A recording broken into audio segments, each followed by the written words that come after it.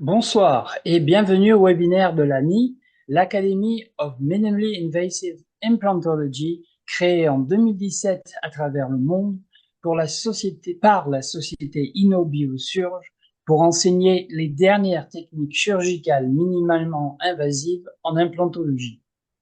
Ce soir, j'ai le grand plaisir de recevoir Dr Douniac Galland, omnipraticien et implantologue à Lyon. Il a un master en génétique, biologie cellulaire et pathologie, un DU en implantologie basale et aussi est un attaché aux hospices civils de Lyon. Ce soir, comme une sorte de pré-rentrée, Dr Douniac va nous parler sur la vision et les techniques proposées par l'AMI en chirurgie minimalement invasive. Bonsoir, Dr Douniac. Je vous passe tout de suite la parole.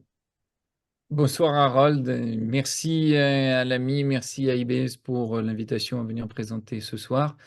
Bonsoir à tous. Et donc nous allons parler ce soir un petit peu de l'implantologie, une grande présentation des techniques d'implantologie minimalement invasif, aussi bien techniques que les implants qui sont un petit peu dessinés, designés exprès pour cette technique.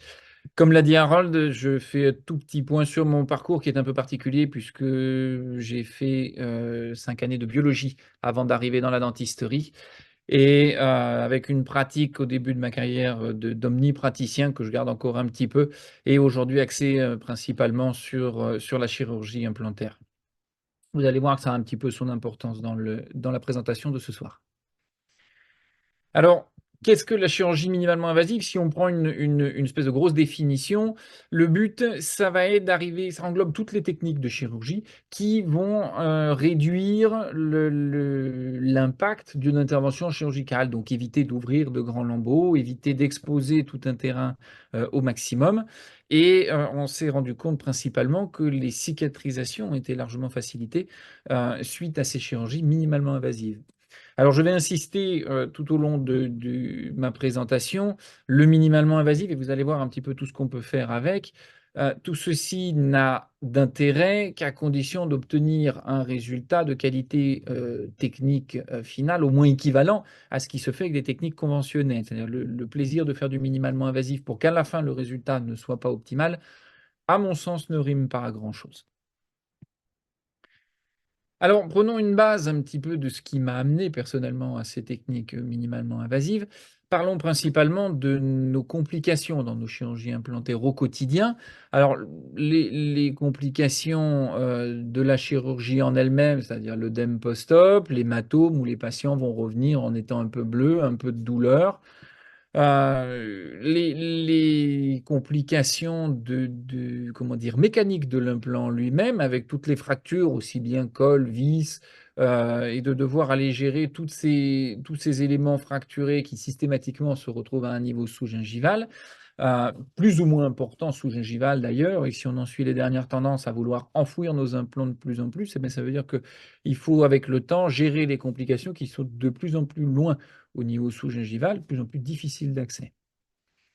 Et sur un plan biologique, bah évidemment, la complication principale qu'on observe aujourd'hui, en tout cas depuis un peu plus d'une décennie, ce sont les périimplantites, qui aujourd'hui sont les complications majeures qui touchent une grande partie de nos implants. Donc, voilà un petit peu l'état du terrain actuel, où on en est dans notre gestion, dans nos cabinets, au quotidien.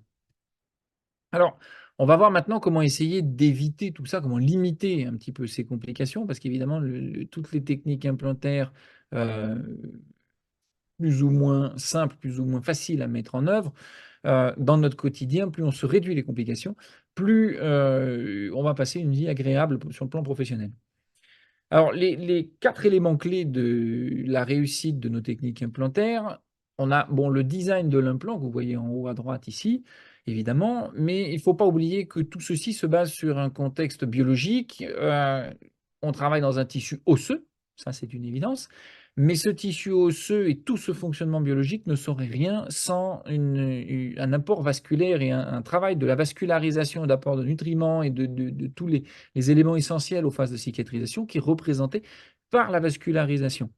Et enfin, dernier point, bah, malheureusement, tout ceci est dépendant également de notre dextérité, de notre habilité manuelle praticien indépendante où eh ben, il faut se former, apprendre et savoir utiliser tout ça et les variations que chaque technique peut présenter.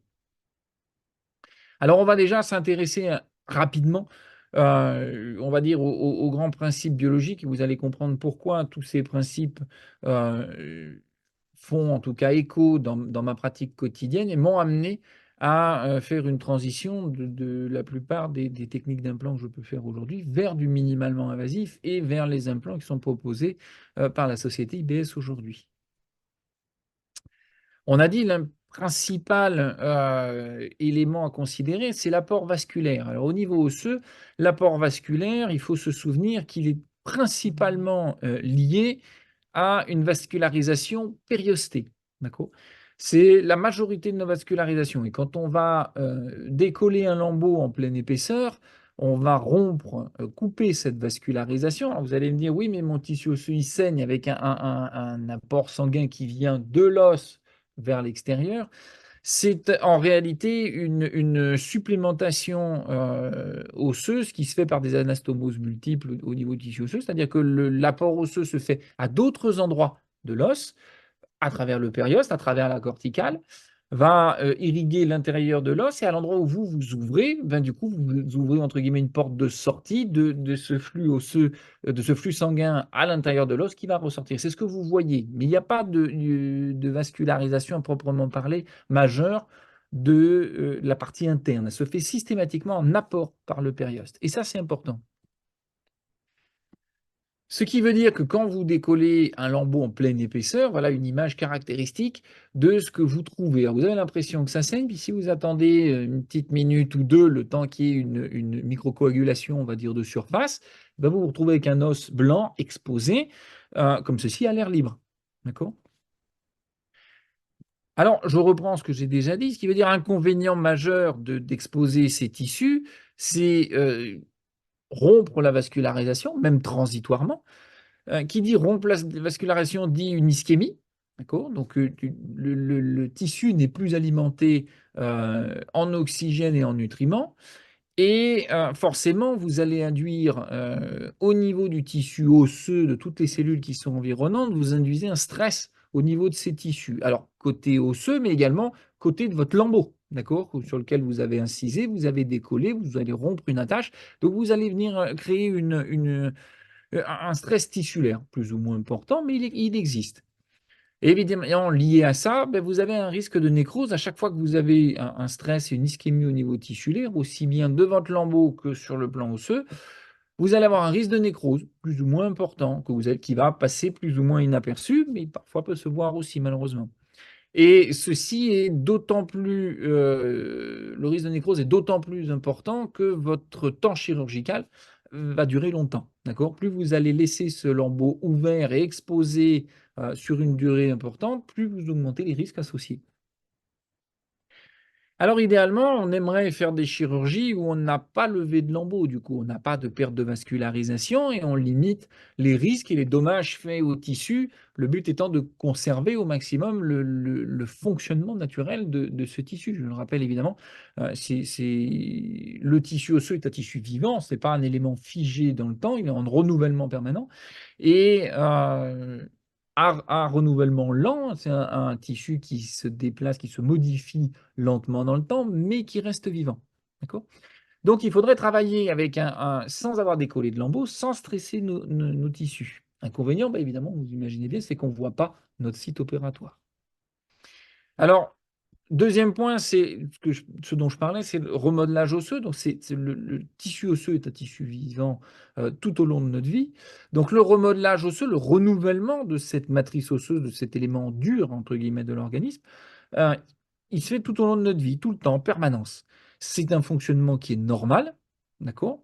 Il se fait un petit peu à la façon d'un tunnelier, comme il est présenté ici, où vous allez avoir ce qu'on appelle une lacune de résorption qui, à la façon d'un tunnelier, va creuser sur l'avant, une modification, recrutement de différentes cellules, toute une cascade de cellules et de signalisation moléculaire, je ne rentrerai pas dans les détails, qui sont mis en place. Et au fur et à mesure que le tunnelier, entre guillemets, avance, vous avez la position de nouveaux tissus osseux, nouvelle matrice osseuse qui se fait sur l'arrière du tunnelier. Et de cette façon, eh ben, petit à petit, on va renouveler l'intégralité du tissu. Donc ce phénomène évolutif, il est évidemment étroitement lié à l'apport de la vascularisation, comme vous voyez sur le schéma, c'est-à-dire que tout ceci, tout ce recrutement de cellules ne se fait qu'à condition qu'il y ait un apport sanguin qui permette, parce que une grande partie en tout cas de l'apport de recrutement de cellules, de progéniteurs, de cellules souches aujourd'hui, qui devient quelque chose d'un peu en vogue, se fait à partir de cette vascularisation.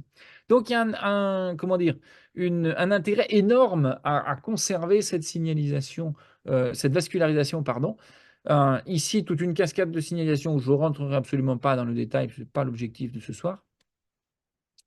L'important à retenir, c'est que dans toute cette cascade de signalisation, à chaque fois qu'on va avoir un stress aussi bien mécanique qu'un stress chimique, dans le sens où on a une perte d'oxygénation du tissu, cette ischémie, le risque d'échauffement lors d'un forage classique, tout l'impact de maladies diverses et variées, le diabète en tête de ligne, dès qu'on va avoir un stress au niveau cellulaire, avec ça à retenir, les principales cellules qui vont être activées vont être des ostéoclastes, c'est-à-dire qu'ils vont avoir tendance à diminuer le volume ou la densité de notre matrice osseuse, et on va toujours entretenir un phénomène d'ostéoclaste et ne pas avoir de nouvelles appositions osseuses. Donc c'est un tunnelier, mais qui ne crée pas de renfort à l'intérieur. Donc le tunnel ne va faire que creuser.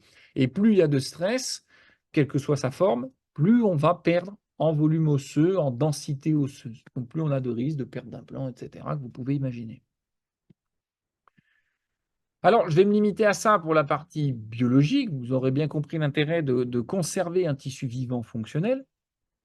On va passer cette fois-ci, du coup, maintenant à comment travailler dans un concept où on n'a pas ouvert ce lambeau, on ne fait pas de technique dite full flap, traditionnelle, où on ouvre tout, on voit le site opératoire et on vient mettre notre implant dans un site qui est parfaitement visible. Et c'est là qu'a été intelligemment développé cet implant Magicor, donc aujourd'hui que vous retrouvez commercialisé par la société IBS, qui va avoir quelques spécificités dans son design. On va rentrer sur 3 points. Les spires en elles-mêmes de cet implant, qui ont une approche un peu différente de ce qu'on connaît. Au niveau du col implantaire et de sa gestion transgingivale, et de la connectique prothétique qui est un peu différente. Je n'axerai pas ma présentation de ce soir sur cette connectique prothétique, on l'évoquera rapidement, mais ce n'est pas la partie majeure que je vais traiter ce soir. Alors l'intégration biologique, comment se fait-elle? Sur un plan classique, un implant traditionnel, au design conventionnel avec des spires, on va dire qui ne sont pas proéminentes, pas d'énormes spires. Souvent, la stabilité de ces implants se fait par compression. C'est-à-dire que vous avez des petites spires, vous faites un forage qui est plus ou moins ajusté. Vous verrez selon les marques, selon les systèmes, parfois on vous dit qu'il faut plus ou moins sous-forer ou surforer pour venir mettre votre implant. L'idée étant que ces spires, selon que l'os est plus ou moins dense, viennent en compression du forage qui a été fait presque ajusté, on va dire. Et c'est cette compression du tissu qui donne votre stabilité primaire à votre implant. Stabilité primaire qui est évidemment condition sine qua non à l'ostéo-intégration de votre implant. Mais donc, qui dit que la stabilisation de votre implant s'obtient par compression, dit que vous allez forcément avoir une perte osseuse, parce que stress au niveau osseux. Donc, on sait que vous allez perdre un petit peu de volume qui va après se recréer, mais vous allez avoir une phase transitoire où vous allez le perdre. Et c'est un petit peu cet élément qui a abouti à dire que traditionnellement, quand vous mettez un implant, il faut qu'il vous reste au moins 1 mm à 1,5 mm en dehors de votre forage d'épaisseur pour que vous n'ayez pas d'exposition de votre implant, de vos spires, et qu'il reste suffisamment d'os. C'est-à-dire qu'on sait que vous allez perdre une partie de ces 1 mm, 1,5 mm de votre tissu autour de votre implant et il va se recréer dans le temps. D'accord? L'abord de l'implant Magicor est différent, c'est-à-dire qu'on évite cette fois-ci de sous-forer, on fait un forage qui est parfaitement ajusté, parfaitement calibré à la taille, à la forme, au diamètre de l'implant. Et vous allez avoir une insertion qui va se faire sans mise en compression des tissus environnants. D'accord? Et dans le design des spires implantaires qui est fait, vous voyez qu'on a des spires beaucoup plus fines et qui vont rentrer dans un logement qui a été préparé. Et on va avoir quand même suffisamment de friction pour garder une stabilité primaire. Mais par contre, le fait qu'on n'ait pas d'échauffement, pas de compression, pas de choses mises en place, fait que à partir du col implantaire, vous considérez que vous pouvez travailler dans un tissu osseux d'1 millimètre. Et aujourd'hui, voire même, on peut travailler dans presque moins d'1 millimètre. On a vu des cas un petit peu particuliers où l'os va venir se régénérer un petit peu autour des spires. Mais ça permet de s'affranchir un petit peu de cette limite qu'on rencontre souvent, hein, aussi bien au maxillaire à la mandibule, on le sait, suite aux extractions. Le premier versant osseux que l'on va perdre en général est un versant vestibulaire. Et on se retrouve assez facilement à avoir sur l'entrée de l'implant, en tout cas, le point d'entrée, une épaisseur osseuse qui n'est pas toujours absolument merveilleuse. Et donc, ici, on sait qu'on ne va pas forcément perdre notre tissu osseux. Donc, on peut se permettre de le visser pile à la bonne place, de ne pas aller faire un enfouissement majeur comme c'est la mode un petit peu aujourd'hui. Et on va quand même garder des parois osseuses. Alors, ces spires sont un peu particulières. C'est un plan donc, qui est d'origine coréenne. Et les Coréens ont en particulier une approche de la dentisterie qui se fait en double cursus, systématiquement, avec un cursus d'ingénierie, de biophysique, de biomécanique lié à côté. Et donc, ils ont eu la présence d'esprit de venir estimer un petit peu quelle épaisseur de titane il fallait pour obtenir une résistance à la déformation à peu près similaire à l'os. Évidemment, vous mettez 5 millimètres de titane en comparaison de 5 millimètres d'os, vous le savez tout aussi bien que moi, le titane est beaucoup plus rigide que l'os. Par contre, quand vous utilisez qu'un millimètre de titane en comparaison de 8 à 10 millimètres d'os, vous obtenez une résistance à la contrainte qui est à peu près équivalente, d'accord, sur les spires. Pareil en termes de flexion, cette fois-ci, on a mesuré quelle épaisseur de titane allait se plier, allait se déformer de façon à peu près similaire à ce que se déforme le tissu osseux. Et la même chose, on voit qu'il faut utiliser, pour un niveau de déformation équivalent, il faut utiliser une épaisseur de métal beaucoup plus fine. D'accord? Si vous utilisez une grosse épaisseur de métal, si vous voulez le plier de la même façon que vous arrivez à plier l'os, il faut casser, enfin, on va se retrouver à casser le métal. Évidemment, ce n'est pas ce qui se passe en général, c'est-à-dire typiquement le métal, si on prend comment dire, une épaisseur trop importante, le métal ne va pas plier, ne va pas bouger, et donc c'est l'os qui va intégrer toutes les contraintes. Et on n'a pas une intégration, une répartition des contraintes entre le métal et le tissu osseux. Et donc, ces deux contraintes étudiées font qu'on aboutit aujourd'hui à un rapport d'épaisseur combiné qui est représenté ici. C'est cette technologie-là en particulier qui a été brevetée et qui fait, à mon sens, la spécificité de cet implant Magicor. Le fait d'avoir des spires, vous le voyez, très larges, mais en même temps très fines, fait qu'on va avoir un implant qui, sur le plan biomécanique, au niveau de ses spires en tout cas, hein, je ne parle pas du corps, mais au niveau des spires, va se comporter de façon à peu près similaire à l'os. Et on le sait en général, ça c'est gage de stabilité dans le temps et d'une bonne intégration, puisque quand vous avez un matériau, un biomatériau, ici du titane, qui va se comporter de la même façon que le tissu environnant, mais il va être mieux intégré par l'organisme. Deuxième action majeure liée à ces spires extrêmement importantes, c'est-à-dire que vous avez sur un implant de 5, ou ici la comparaison, vous voyez un implant traditionnel en 5 millimètres de diamètre et un implant Magicor en 5,5 millimètres de diamètre. Si vous regardez l'encombrement du fût implantaire à proprement parler, du corps implantaire, eh bien vous voyez que le corps implantaire sur un implant de 5,5 millimètres de diamètre ne représente que 3,5, d'accord? C'est-à-dire nettement moins que ce qu'on retrouve sur des implants concurrents. D'accord? Donc l'ostéotomie est moins importante, et à nouveau qui dit ostéotomie moins importante, ben forcément, vous faites, à proprement parler, un forage moins gros, moins conséquent. Donc directement, vous avez besoin de moins d'os, vu que vous faites un trou qui est moins gros. En plus, quand vous considérez que les épaisseurs osseuses nécessaires en périphérie sont moins importantes, vous pouvez travailler donc dans des volumes osseux qui sont nettement plus réduits grâce à ça.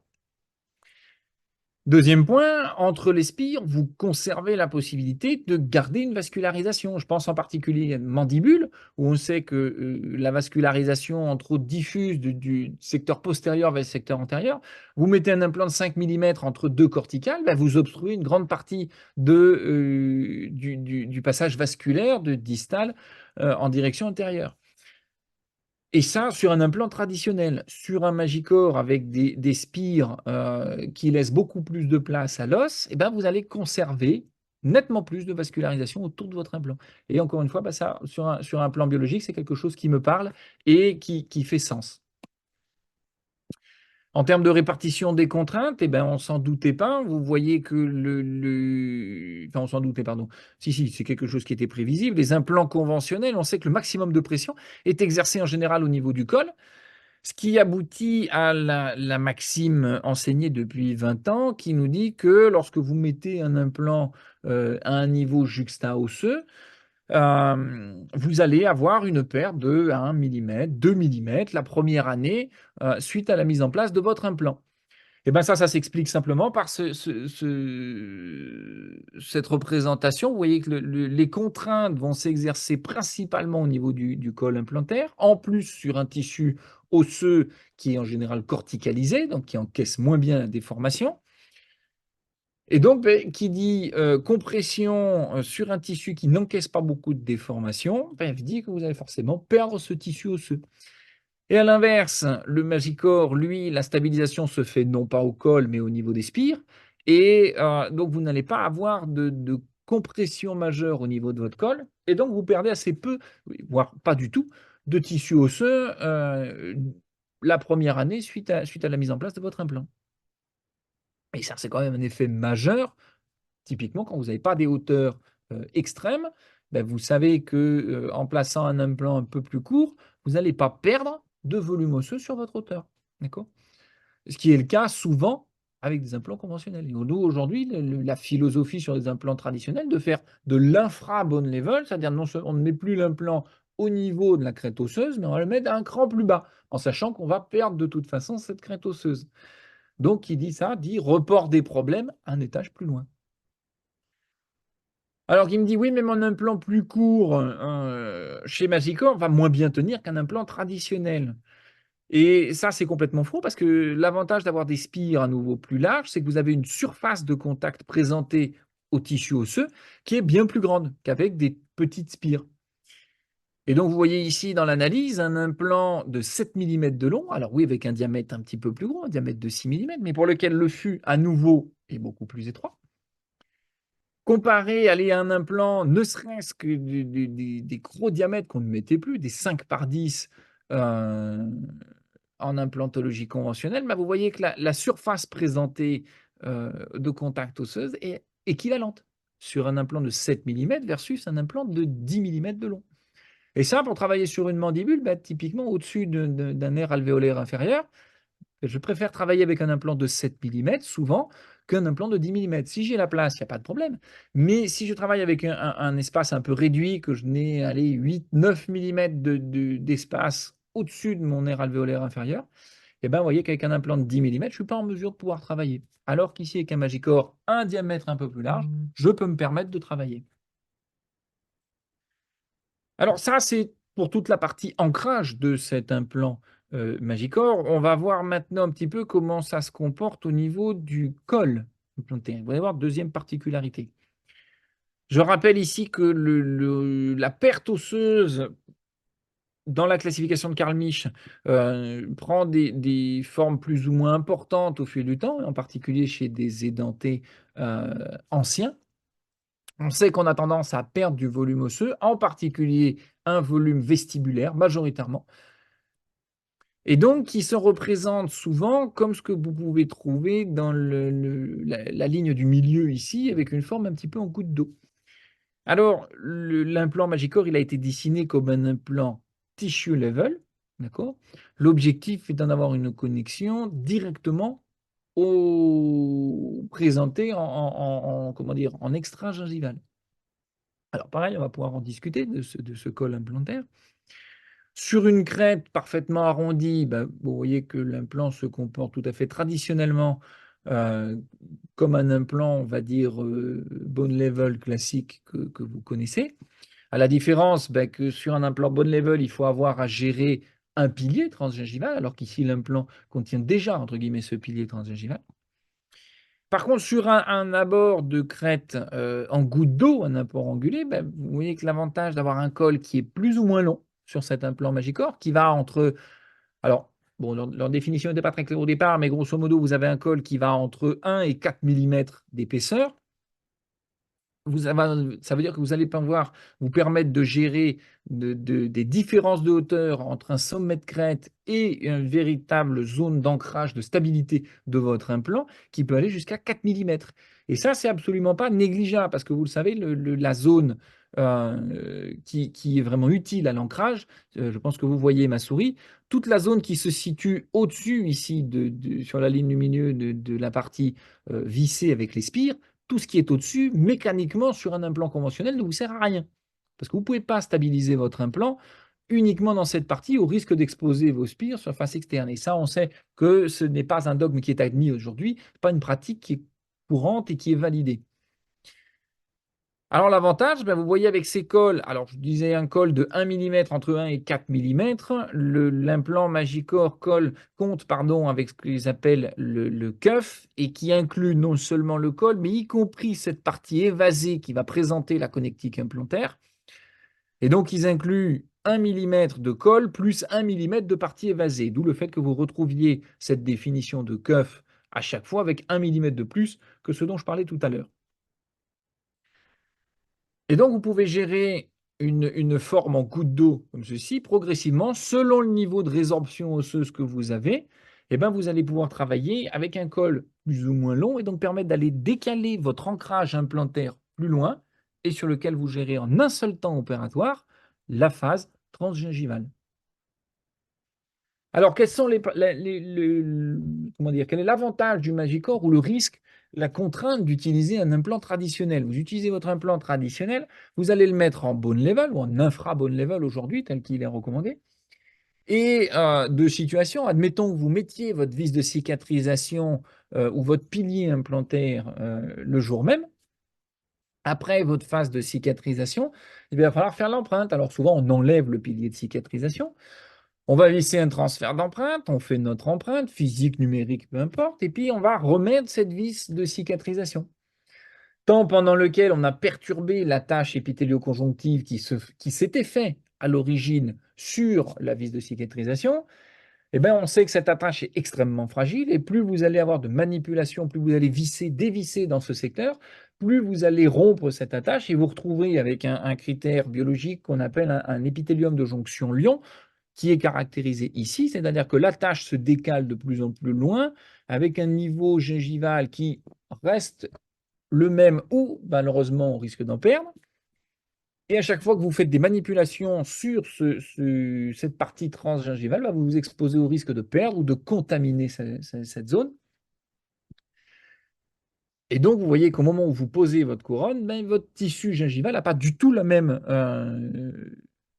la même histologie que ce qu'elle pouvait avoir le jour de l'intervention, ou après la première cicatrisation. Ça, c'est un petit défaut, mais qui est lié à tous nos implants. Là où le Magicor va jouer différemment, je rappelle, un implant traditionnel risque de compression cristal. Vous mettez ça en bord de colle sur une crête en goutte d'eau. Allez, admettons que vous ayez mis un petit peu de biomatériaux ici. Vous le savez comme moi que ceux qui ont un petit peu d'expérience, dans le temps, ce biomatériau mis en compression au col implantaire avec la prothèse qui va par-dessus, la percolation bactérienne et tout ce qui peut arriver, on risque souvent de perdre un petit peu l'os qu'on a rajouté au niveau de ce col et donc de voir par transparence ici, d'avoir un affaissement de la gencive et de voir par transparence une teinte un peu grisée, voire même d'avoir une exposition de l'implant directement sur l'environnement extérieur. Et ça, c'est pas très joli. En tout cas, c'est une porte d'entrée à un risque, s'exposer à un risque de périimplantite dans le temps. Alors, une petite vidéo, je vais essayer de vous la passer rapidement. Une analyse qui avait été réalisée par Zipprich, un Allemand ici, et qui insistait au moment de la mastication, vous voyez, sur une connectique implantaire, ici en zoomant, lorsqu'on soumet ça à un cycle masticatoire, eh ben, vous voyez que l'étanchéité de nos connectiques implantaires n'est pas toujours assurée.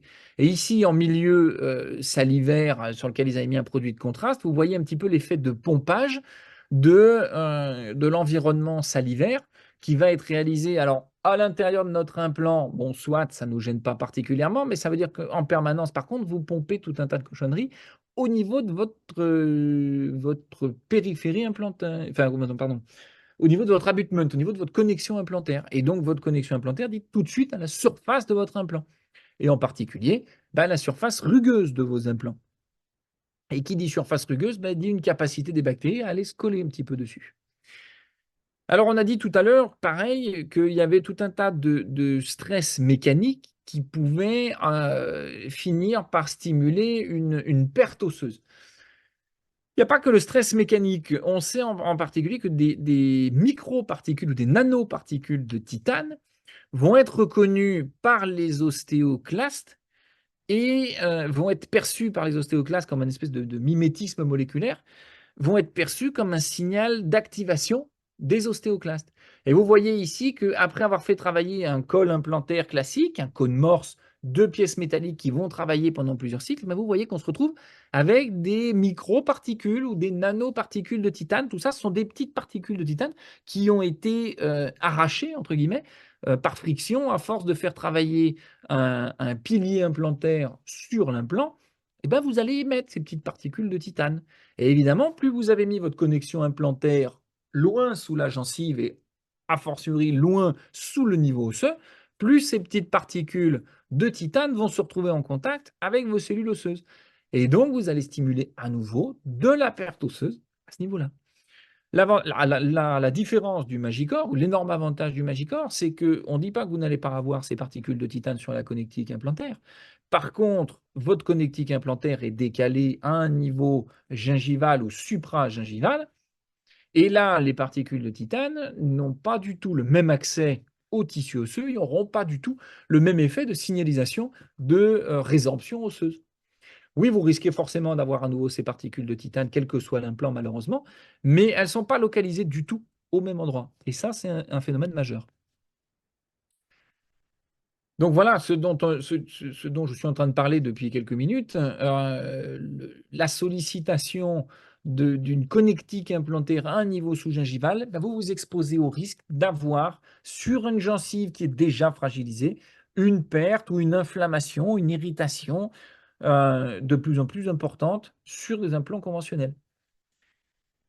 Et forcément, si par-dessus vous incluez un contexte gingival de flore bactérienne commensale, même classique, qui est présente naturellement, le tout, une inflammation dans un contexte bactérien, malheureusement, ça ne fait pas très bon ménage dans le temps. D'où l'apparition de nos périimplantites depuis une 10-15 d'années. Pourquoi on n'en avait pas avant ça? Parce que les écoles de Bradmark et l'implant de Bradmark à l'époque, je le rappelle, était un implant lisse. Ce n'est pas un implant rugueux. La périimplantite est particulièrement visible depuis qu'on utilise des implants rugueux. Alors, ça nous facilite l'ostéo-intégration, c'est très bien. Mais en termes de prévention bactérienne, malheureusement, les états de surface rugueux ne sont pas formidables et donc sont très propices à la périimplantite. Alors, le Magicor, à nouveau, a pris ça en considération, et ça veut dire que le col transgingival, lui, n'est pas rugueux. Les spires sont sablés, et vous trouvez un implant en texture rugueuse qui va permettre une ostéo-intégration rapide. Par contre, le col implantaire transgingival, lui, reste un état de surface usiné, qui est l'état de surface classique qu'on retrouvait dans les anciens implants au début de l'implantologie de Bradmark, et qui n'a pas tendance à venir fixer des bactéries sur sa surface. Ça, combiné au fait que l'implant a été mis en un seul temps chirurgical, avec une cicatrisation gingivale qui se fait directement autour du col implantaire en état de surface lisse, avec une attache muqueuse qui va se faire directement sur l'implant. Vous ne manipulez plus cette région-là, vous ne l'ouvrez plus, vous ne touchez plus. J'ai tendance à penser que dans le temps, cette zone-là sera beaucoup plus pérenne avec une limitation très forte du risque de percolation bactérienne sur la surface de mon implant. Et en tout cas, je ne vais pas avoir tendance à propulser mes bactéries directement au contact de la zone à risque, c'est-à-dire de mon état de surface, de mes spires et de mon état de surface rugueux. Donc, à mon sens, ça, c'est gage quand même d'une stabilité dans le temps et d'une sécurité, d'une pérennité de nos reconstitutions. Alors, je ne détaille pas, parce que ce n'est pas le propos du jour de parler de prothèses, mais vous voyez ici comment se figure la connexion implantaire. Vous avez une double connexion à la fois interne, donc sur un implant qui est dit monobloc. Vous allez avoir une connexion interne ici au niveau de la vis, sur en périphérie de la vis, avec un début un cône indexé. D'accord? Et vous allez retrouver également en périphérie des concepts comment dire, de prothèses traditionnelles, de prothèses céramo-métalliques en particulier traditionnelles, où on retrouve un sertissage périphérique, un effet de férule qui vient stabiliser nos couronnes. Et pour l'avoir utilisé avec des embases titane, pour ma part, qui sont comment dire, personnalisées et faites sur mesure par le prothésiste, je retrouve cet effet de férule, c'est-à-dire quand je mets ma couronne en place, avant même de mettre une vis, ma couronne est déjà stable. Ça me donne une certaine sécurité sur la stabilité de mes prothèses à long terme. Donc, si je résume un petit peu les avantages de cette chirurgie minimalement invasive, on n'a pas levé de lambeaux. Donc, qui dit qu'il n'y a pas de lambeau, pas de perte de vascularisation, pas de stress tissulaire majeur sur notre lambeau et sur la surface osseuse, dit peu de douleur post-opératoire. Et quand je dis peu de douleur post-opératoire, je dis même presque pas de douleur post-opératoire. Si bien que nos patients, moi aujourd'hui, je continue de donner une Doliprane un petit peu, enfin Doliprane, paracétamol en antalgique de niveau 1 en prévention, en prévenant mes patients, en disant voilà, quand la chirurgie s'est faite sans lambeau, eh ben, le patient va s'attendre à prendre un Doliprane le jour même et le lendemain, probablement, n'en aura même presque pas besoin. D'accord? Ça a un deuxième effet, c'est comme vous n'êtes pas obligé de lever un lambeau, et ben vous éliminez tout ce temps opératoire de décollement de votre lambeau et de repositionnement, suture de votre lambeau. Donc ça, vous gagnez un temps absolument incroyable.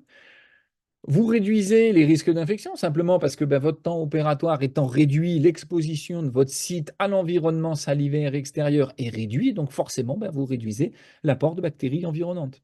D'accord? Vous limitez l'utilisation de vos biomatériaux parce que comme votre os, votre tissu osseux va être nettement plus stable dans le temps, eh bien, vous avez moins besoin de greffer, de rajouter un volume exprès d'os plus ou moins artificiel. Et je le rappelle que tous ces biomatériaux, malheureusement, quand on les met en place, ont tendance à entraîner tous, quelle que soit leur nature, une inflammation sur site nettement plus importante que lorsque vous ne mettez pas de biomatériaux. D'accord? Donc évidemment, bah, tout ça fait que vous avez une réduction du coût opératoire, pas de fil de suture, pas de lame de bistouri en général, pas voilà, pas d'un temps de travail réduit, donc forcément, ben, en coût opérationnel, pour vous, c'est quelque chose de réduit. Les suites post-opératoires, ben, on a dit que c'est nettement plus simple, beaucoup plus simple pour le patient. Et en termes prothétiques, vous n'avez pas de réouverture à faire, vous n'avez pas d'operculisation à faire au niveau de vos implants. La connectique est déjà émergente. Vous prenez une empreinte sur cette connectique, vous posez la couronne. D'accord? Si vous avez des techniques qui se font assez simplement, vous avez un petit peu l'habitude, très clairement, moi, ça se présente d'une façon pratico-pratique, où mon patient revient à 3 à 6 mois du post-chirurgie.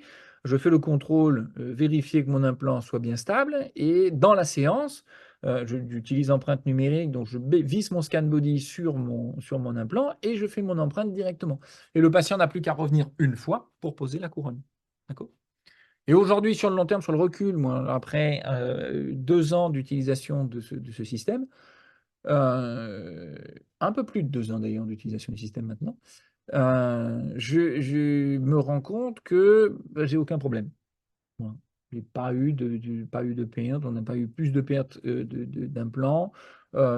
J'ai très peu de cas de reprise. Je n'ai absolument pas de perte au niveau gingival sur ma prothèse. ce qui pouvait être constaté déjà sur des implants conventionnels ou dans les premières années, les premiers temps après la mise en charge, et on perd un petit peu du volume gingival. Et ici, je dirais non seulement on n'en perd pas, alors je ne l'ai pas forcément constaté, mesuré en tout cas dans ma pratique, mais c'est décrit par les utilisateurs de ces techniques que, non content de ne pas perdre du volume gingival, on va même en regagner avec un tissu qui va maturer autour de notre couronne et on va regagner, entre guillemets, du volume gingival au lieu d'en perdre. Et ça, à mon sens, c'est une première. C'est le seul système implantaire où j'ai vu cet effet décrit, et pas décrit une seule fois. C'est-à-dire que dans le congrès de l'AMI qui se tient chaque année, à chaque édition, on nous en reparle. Et à chaque édition, on nous montre des cas différents d'un gain d'épaisseur, d'attache gingivale autour de nos implants. Et ça, pour moi, c'est une première. D'accord. Pareil, le comportement osseux, où on travaille avec des épaisseurs ou un volume osseux plus réduit, où on a tendance à constater dans le temps que, non content de stabiliser, de ne pas perdre de volume osseux, on en regagne autour des spires et on regagne du volume et de l'épaisseur osseuse. Ça, pareil, pas moi qui le décris principalement, mais les praticiens utilisant ces techniques-là depuis plus longtemps que moi décrivent ce phénomène-là de façon récurrente, pas quelque chose d'exceptionnel. D'accord. Donc l'approche liée à cet implant, à mon sens, extrêmement différente de ce qu'on nous a enseigné, de ce qu'on a l'habitude de voir. Et moi, aujourd'hui, j'ai une grande satisfaction à utiliser ces implants. C'est vraiment une simplicité accrue par rapport à tous les systèmes classiques que j'ai pu utiliser. Et les suites opératoires et les suites dans le temps, j'ai rien à reprocher à cet implant. Alors, on va rentrer un peu plus dans les protocoles. Harold, je pense, si tu m'autorises, je ne sais plus combien de temps j'avais, si j'ai encore une vingtaine de minutes. J'ai tout un tas de diapos de protocoles et de cas cliniques que je peux vous présenter. Je les passerai peut-être pas tous parce que ça va être un peu long. On va essayer d'en sélectionner certains les plus pertinents, on va dire, pour l'explication d'aujourd'hui. Alors, un protocole classique qu'a utilisé, voilà, un volume osseux simple, on a la place, un tissu, pas d'inquiétude en termes de pose d'implant, cas simple, facile, on peut mettre un implant. Voilà comment le cas se présente en bouche. Alors, on a une émergence implantaire qui va se faire dans le couloir prothétique. On cherche toujours et on ne change pas des concepts classiques, c'est-à-dire que c'est toujours la prothèse qui guide le placement de nos implants. Ça, j'insiste. Il faut garder ça. Il faut garder de la gencive attachée, d'accord, toujours. D'accord. Ces règles-là n'ont pas changé, quel que soit le type d'implant. Ceci ne change absolument pas. Donc, il faut vérifier qu'on puisse passer notre implant et qu'on ait la place, évidemment, prothétiquement de faire notre couronne. Voilà ici tracé la limite de jonction muco-gingivale, donc entre notre gencive attachée et notre gencive libre. Vous voyez par contre que sur un placement idéal de mon implant, ben, je vais me retrouver, si je fais entre guillemets une espèce de carottage ou un punch gingival, ben, je vais me retrouver avec une émergence implantaire très proche ou collée, ou même qui va grignoter un petit peu cette ligne de jonction muco-gingivale. Donc je ne vais pas, je risque de ne pas me retrouver avec une situation optimale où mon col implantaire est entouré de gencives kératinisées. Voilà l'axe implantaire à peu près tel qu'il est déterminé.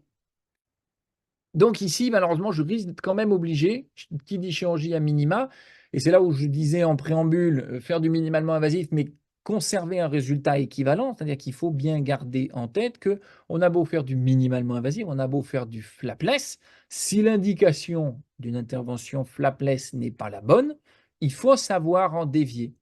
À minima, toujours, mais il faut savoir en dévier, revenir, se décaler vers des techniques un petit peu plus traditionnelles. Alors, comment ça se présente, ce fonctionnement du Magicor?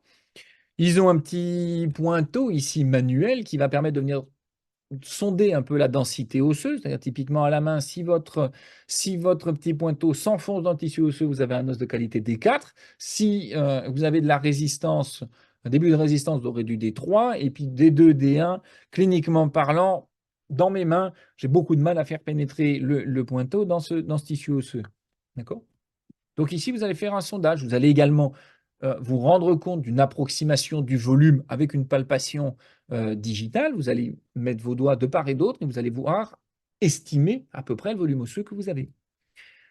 Partie de ça, vous allez sonder l'épaisseur de tissu que vous avez au niveau de votre site, puis autour de votre site. On recommande de faire en général 4 sondages un petit peu tout autour du site pour se rendre compte justement de cet effet un peu goutte d'eau, par exemple, que vous allez pouvoir identifier. Et donc, cette profondeur de sondage tout autour de votre colle implantaire va vous permettre de choisir la hauteur de colle. Typiquement, si vous avez une crête en goutte d'eau, vous avez 2 mm côté palatin et vous en avez 4 côté vestibulaire, et bien vous savez que vous allez devoir choisir un implant avec un col assez long pour compenser cette différence de hauteur entre le pan palatin et le pan vestibulaire. Ensuite, vous allez faire, entre guillemets, un préforage, l'insertion ce qu'ils appellent d'un pin guide, un petit pins de repérage. Vous faites un préforage à vue sur l'emplacement qui, cliniquement, prothétiquement, vis-à-vis de ce que vous avez estimé de la crête, ou ici en particulier de ma zone de gencive attachée, j'ai voulu garder un petit peu de gencive attachée, il dit, tiens, voilà, je vais estimer ce premier forage en disant, qu'est-ce que ça vaut? Vous allez mettre un petit pins en titane, si je ne dis pas de bêtises, dans le logement de forage. Vous voyez ici que j'avais mis un ancien préhenseur d'implant sur l'implant en site de 16 pour me spatialiser, pour repérer mon axe. Et vous allez faire un CBCT opératoire. D'accord? On n'a encore rien ouvert, on a fait un microtron, pose de pins, il n'y a aucun problème. Le patient ressort du bloc, il peut aller faire son CBCT PEROP. Et malheureusement, bah, vous vous rendez compte qu'ici, je suis trop palatin par rapport à une planification où on souhaiterait se mettre en plein milieu du volume de crête. Je suis trop palatin. Ça veut dire que je vais devoir, mon axe est correct, mais trop en palatin. Donc je vais devoir décaler mon forage, garder le même axe, mais le décaler un petit peu plus en vestibulaire. Problème, si je me décale en vestibulaire, bah, vous vous rappelez que je n'ai pas de gencive attachée. Donc je vais faire ici un mini lambeau. Alors pour ma part, je fais une mini incision cristal et je décolle qu'un côté, que le pan vestibulaire. Le pan palatin ne me gêne absolument pas. Il est décrit dans la technique officiellement de ne faire qu'une petite incision semi-lunaire sur la crête où vous allez simplement rabattre un petit volet muqueux sur l'extérieur. J'ai un petit peu plus de mal biologiquement avec cette technique, mais bon, elle fonctionne dans les mains de ceux qui l'utilisent régulièrement. J'ai un petit frein, donc je préfère utiliser minimalement, je fais un micro-lambon au décale, et vous voyez que je me sers non pas d'un décolleur, mais je cale à peine une spatule de bouche que j'ai dans mes boîtes de chirurgie, et une petite spatule de bouche, et à peine calé, il vient positionner mon lambeau qui fait, allez, 3-4 mm à tout casser. Je repositionne mon pins, moi je ne refais pas de deuxième scan, puisque je sais de combien je devais décaler mon pins par rapport à mon premier. Et je vais venir cette fois-ci choisir mon col entre la mesure de profondeur gingivale que j'ai fait et également tenant compte si on est plus ou moins en secteur esthétique, c'est-à-dire si on veut amener la connectique implantaire, entre guillemets, ras le bord de notre niveau gingival, avec le risque d'avoir au début un tout petit liseré métallique qui peut être visible, ou si esthétiquement parlant, on veut absolument éviter tout risque de voir du métal et on va, entre guillemets, enfouir un tout petit peu la connectique, ici d'un millimètre. Ce col ici correspond au Magicuff. Vous voyez ici ce que représente le Magicuff, alors que ce que je vous décrivais moi tout à l'heure en termes d'ancrage osseux, le col à proprement parler, ce que j'appelle le col à proprement parler, c'est ce millimètre-là. Le Magicuff, lui, reprend le millimètre de plus d'évasement de l'implant, de la connexion implantaire. Donc, vous pouvez la rentrer un petit peu plus en sous-gingival. Ça reste des subtilités. Cliniquement parlant, on s'en rend compte assez facilement, mais bon, ça reste une petite subtilité. Séquence de forage, une fois que le pin est en place, vous allez utiliser un premier foret appelé Magic Drill, qui est un petit foret équivalent à un trépan, un petit foret creux, qui va venir faire un carottage. On se prend deux fois. Une première fois, on emmène une partie du pins avec, histoire de stabiliser notre forage. On enlève le pins, on enlève la petite carotte qui est à l'intérieur du foret. On reprend notre forêt qui est gradué évidemment, et on vient mesurer en tenant compte de la profondeur d'ancrage osseuse, mais également de l'épaisseur de colle qu'on a choisie. Donc il faut ajouter ces deux variables-là pour faire le forage. Il peut rester une petite carotte dans le fond du forage, une petite carotte osseuse, donc avec comment dire, une micro-curette. On vient décoller, défaire, casser cette petite carotte osseuse que vous gardez bien précieusement parce que si jamais vous faites un micro-lambeau, comme c'était le cas pour moi, ben vous avez du biomatériau du coup gratuit, hein, vous utilisez cette carotte.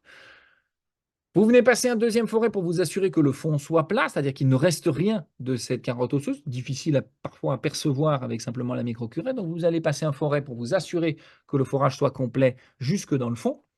Vous vérifiez l'intégrité de vos parois avec à nouveau votre curette. Vous assurez, comme vous êtes quand même, là j'avais fait un micro-lambeau, mais dans un cas où vous ne faites pas de lambeau du tout, il faut vous assurer que quand vous faites votre forage, vous n'êtes pas ressorti d'un côté en palatin ou en vestibulaire, que vous ne ressortez pas avec une intégration. Pour le coup, vous allez demander à votre implant de s'intégrer dans un volume muqueux. Et ça, évidemment, ce n'est pas souhaitable. D'accord. Donc, il faut essayer de conserver un ancrage osseux sur toute la partie où il y a les spires. Il faut que ceci soit inclus dans l'os. Donc, vous vérifiez avec une sonde ou une microcurette, que vous avez tout bien votre volume osseux sur toute la partie de votre forage. On n'utilise plus aujourd'hui cette jauge de profondeur, on passe à l'équivalent d'un tarot qui va venir marquer, je vous ai dit, on avait tout à l'heure un ancrage passif de notre implant avec ses grandes spires, on avait un ancrage passif dans le volume osseux, et bien voilà l'instrument qui va préparer le passage des spires, c'est ces petits tarots ici. Vous allez passer au fond aller-retour, alors une ou plusieurs fois selon la densité du tissu osseux. Vous enlevez ce tarot et vous allez simplement, vous voyez ici que le site osseux, l'emplacement pour les spires a déjà été préparé et vous allez venir visser votre implant au contre-angle ou à la main. En ce qui me concerne, ça n'a pas grande importance. Vous venez insérer votre implant jusqu'à son niveau de profondeur qui correspond à ce que vous avez mesuré, ce que vous avez besoin. D'accord? Voilà la séquence totale. Si vous avez besoin d'une capture d'écran pour ceux qui utilisent le système, voilà la séquence un petit peu totale qui est recommandée pour la pose d'un implant dans un cas tout à fait conventionnel. Voilà. Et vous vous limitez à ça. C'est-à-dire, si vous n'avez pas ouvert de lambeau, vous voyez que sans même ouvrir de lambeau ici, sur tout le protocole, à aucun moment on a décollé le lambeau ici en pleine épaisseur. Donc on va mettre le pins, forer autour du pins, faire l'emplacement pour le corps de l'implant, s'assurer qu'il ne reste rien dans le fond du forage pour le corps de l'implant, s'assurer qu'on ait évidemment un volume osseux complet sur les 4 parois, marquer l'emplacement des spires avec le tarot et visser l'implant. Voilà. Et un protocole total comme ceci qui prend, allez, 5 minutes de mise en place de votre implant, maximum. Le reste, c'est du temps d'anesthésie, discussion, explication avec le patient, machin, tout ce que vous voulez. Mais le temps de mise en place de l'implant, le plus long va presque être d'aller faire le scanner et de revenir s'asseoir. Je continue sur le cas que j'avais présenté tout à l'heure. Donc ici, le forêt creux, le premier forêt autour du pins. Vous voyez l'emplacement du forage, toujours sous micro-lambeau.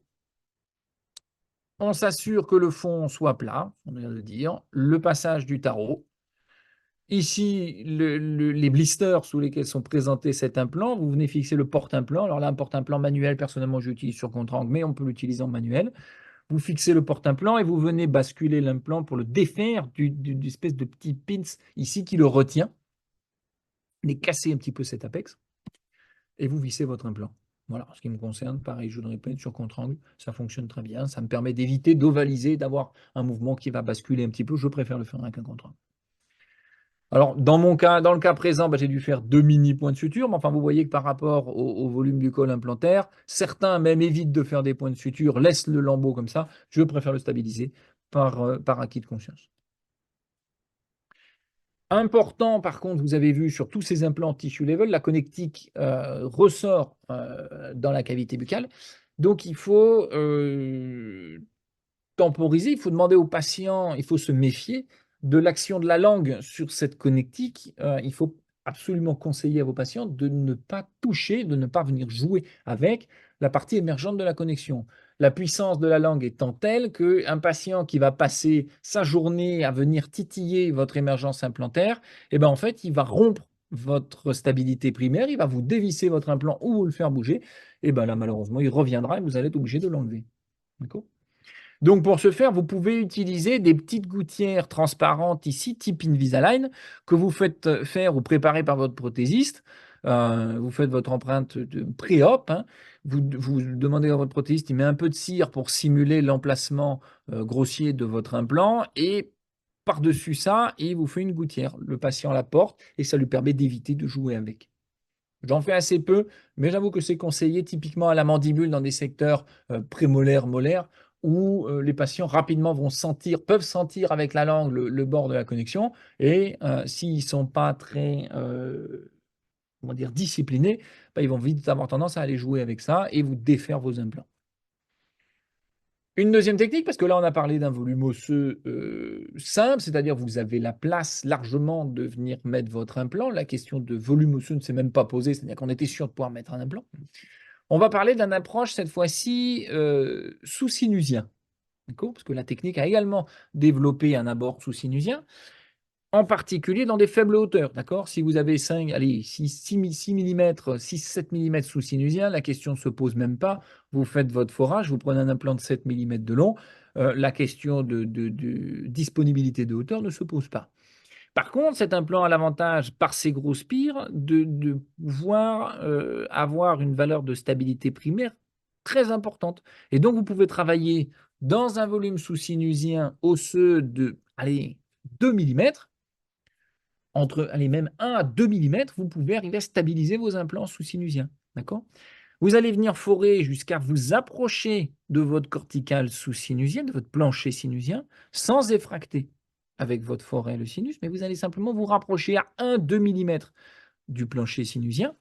Et vous allez utiliser ce petit instrument creux qui ressemble un petit peu à un ostéotome, dans une technique similaire à celle de Summers.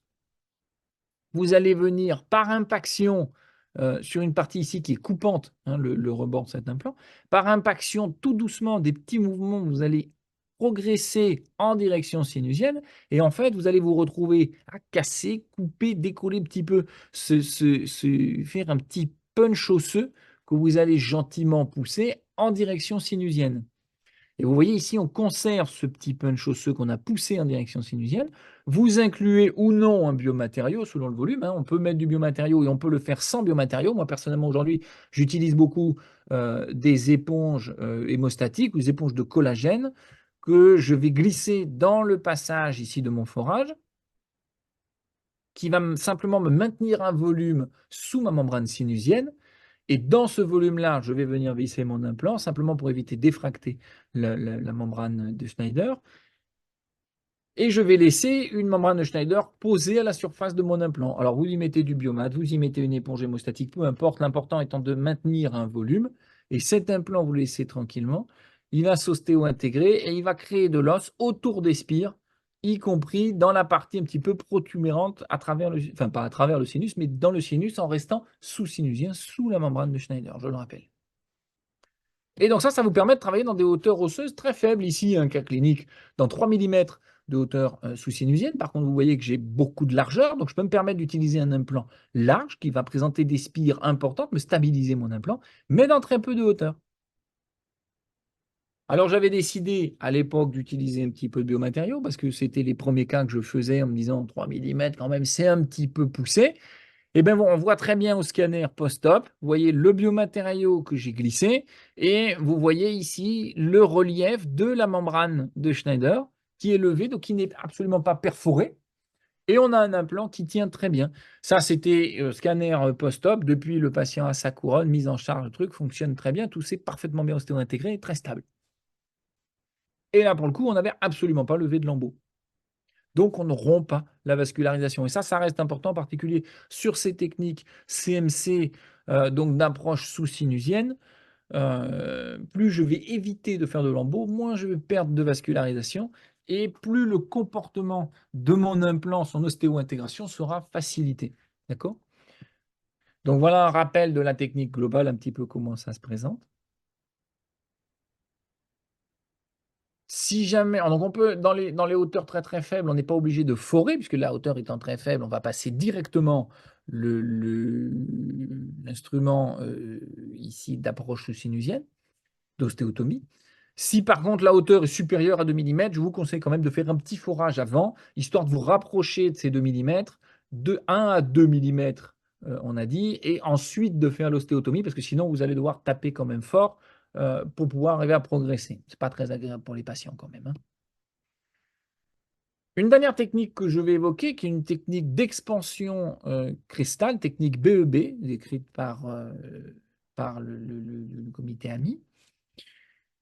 Technique d'expansion osseuse, et ça, c'est un instrument absolument miraculeux. Il y a quelque chose où je ne pensais pas ça réalisable, même avec mes connaissances biologiques, avant de tester cet instrument, qui est un instrument étoilé, d'accord, qui a un profil un petit peu ressemblant ici à la deuxième illustration, qui va permettre, pareil sur des considérations mécaniques, biomécaniques, en disant que si vous prenez un instrument parfaitement cylindrique et que vous exercez une pression sur une crête un peu fine, eh bien vous risquez, et vous l'avez tous expérimenté déjà, d'avoir une fracture de votre corticale, en général évidemment la corticale vestibulaire, celle que l'on souhaitait conserver au maximum, parce qu'on n'a pas donné assez de souplesse au tissu. Et là où ils ont fait très fort, c'est d'avoir un instrument étoilé comme ça. Vous allez venir faire des petites indentations dans votre tissu osseux.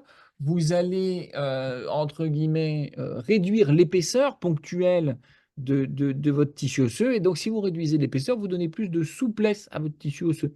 Et ça va vous permettre de décaler comme ça, pousser un volume.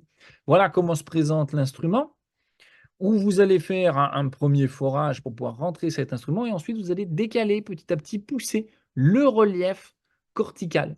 Alors moi, quand on m'a dit ça, j'ai dit c'est absolument impossible, j'ai jamais vu une corticale mandibulaire pouvoir se décaler sans fracturer. Oui, super, sauf que ben voilà la réalité clinique, quand vous faites ça, voilà ce que vous obtenez. Et je ne pensais pas ça possible, et aujourd'hui cet instrument, dès que je travaille dans des crêtes un peu fines, que j'ai besoin d'essayer de gagner un peu de volume, c'est l'instrument par excellence, c'est celui que je vais privilégier à tout prix pour essayer de gagner un maximum de largeur, de volume osseux. Et concrètement parlant, vous gagnez en largeur de crête, allez, 1 millimètre minimum sur vos sites implantaires. Donc là où j'avais une crête de 3 millimètres avant de poser mon implant, et ben, au moment de poser l'implant, je me retrouve avec une crête qui fait quasiment 4 millimètres minimum, si ce n'est plus. Et donc je peux poser un implant en toute sécurité et en toute sérénité surtout. Alors la prothèse, je pense qu'on va avancer un peu. Je ne vais pas traiter la prothèse ce soir. Je m'excuse, il y a tout ce qu'il faut dans le catalogue prothétique pour se permettre de faire des constructions aussi bien en scellé qu'en vissé, transvissé, avec des dents provisoires, tout ça, ils ont tout le matériel nécessaire.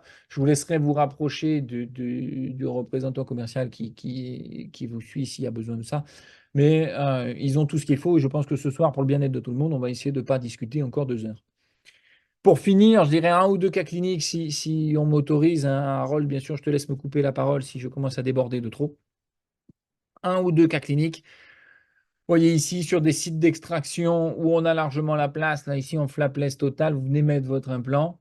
Cliniquement, comment ça se présente? Un patient qui avait des diastèmes très importants. Donc je le rappelle, c'est toujours la prothèse qui guide le placement implantaire. Donc le patient avait à souhait de conserver son diastème initial entre ces deux incisives centrales. Donc, j'ai décalé légèrement mon forage pour me rapprocher de l'incisive latérale afin de pouvoir réaliser une prothèse qui, techniquement parlant, ben, vous voyez dans le résultat esthétique pour ce patient, donnait toute satisfaction. D'accord? On n'a pas eu de traitement préalable, on n'a pas eu de greffe préalable, malgré les tissus de granulation, malgré les infections résiduelles qui pouvaient rester chez ce patient. Traitement en une étape, on enlève la dent, on curette un petit peu le site, mise en place de l'implant et la cicatrisation à 6 mois. Voilà, vous faites la prothèse et tout se passe bien. Et voilà, contrôle par 1 à 2 ans plus tard, je ne sais plus, je n'ai pas noté. On n'a absolument rien perdu au niveau du col implantaire. D'accord? Un autre cas clinique, des patients dans un état parodontal avancé, si ce n'est terminal. Ici, la 12 était une dent qui était mobilité axiale, transversale, dans tous les sens, tout ce que vous voulez. Une dent absolument pas stable. Elle ne tient que par le composite qui est à côté, qui l'empêche de ressortir. Mais une dent qui ne tient absolument pas. Vous voyez un patient en état de parodontite avancée. Je vous montre la radio donc de la 12 et de la 22 en particulier, qui était mobile. Dans le cas d'une réhabilitation un peu esthétique, il a été proposé au patient d'enlever les 4 incisives maxillaires et de lui remettre 2 implants en lieu et place donc de la 22 et de la 12 en extraction implantation immédiate. Voilà ici au niveau de la 12, petite différence de projection sur ma radio, mais voilà au niveau de la 12, l'ancrage que vous obtenez. Au niveau de la 22, même chose, j'avais gardé les 2 incisives pour me spatialiser. On enlève les 2 incisives, voilà au contrôle cicatrisation 6 mois plus tard. Vous voyez que non content d'avoir gardé, mais on a peut-être même presque regagné un petit peu de volume osseux ici autour du col. Voilà, au moment de la cicatrisation, au moment de la prise d'empreinte et la réalisation de la prothèse. D'accord? Et cliniquement, vous voyez qu'on a un ancrage qui est quand même extrêmement loin, mais normal parce que le patient, de toute façon, avait une perte de volume osseux axial. Donc, on a un ancrage qui est déporté assez loin, mais avec un résultat esthétique 2 ans après, et ben, vous voyez que ça n'a pas bougé dans un terrain parodontal qui est pour le coup parfaitement évolutif pour lui. Et c'est un patient où on est d'ailleurs, pour la petite anecdote, c'est un patient que j'ai repris parce qu'on est en train de perdre le secteur 2, qui est en mobilité pareil, terminale, avec des dents qui ne sont absolument plus stables, qui sont absolument plus ancrées dans un volume osseux. Et je suis en train de reprendre progressivement les secteurs chez ce patient. Autre avantage de ces implants, on a dit comme on fait du minimalement invasif et qu'on n'a pas levé de lambeaux, et ben des patients qui présentent des contre-indications relatives à la chirurgie, typiquement des biphosphonates ici, si vous ne levez pas de lambeaux, vous limitez le stress tissulaire, vous limitez le risque donc d'ostéonécrose. Et voilà ce que ça peut donner. Donc, chez des patients chez qui on a eu l'autorisation d'implanter, à condition de ne pas lever de lambeaux, un minimum d'anesthésie, et voilà ce que ça donne dans le temps. D'accord?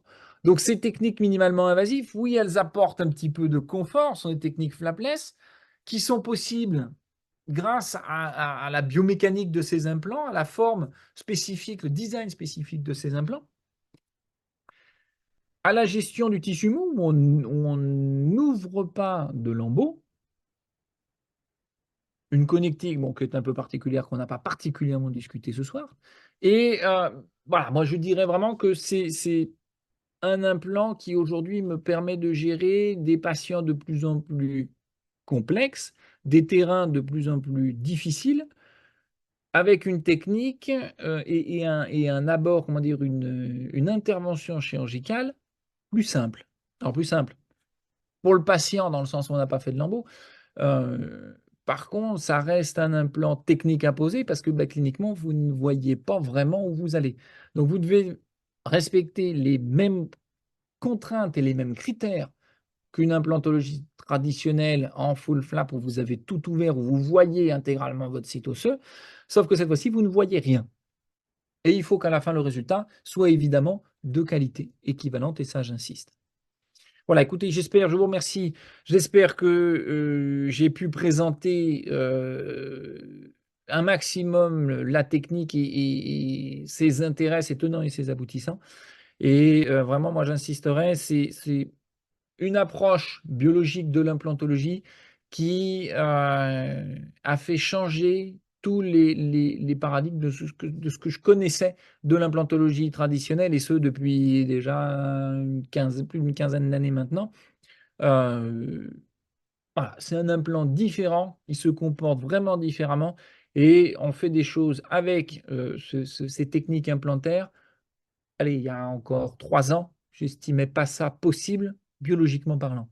Voilà. Donc pour moi, c'est un véritable apport au quotidien que d'avoir ces techniques, et très satisfait d'utiliser ça aujourd'hui.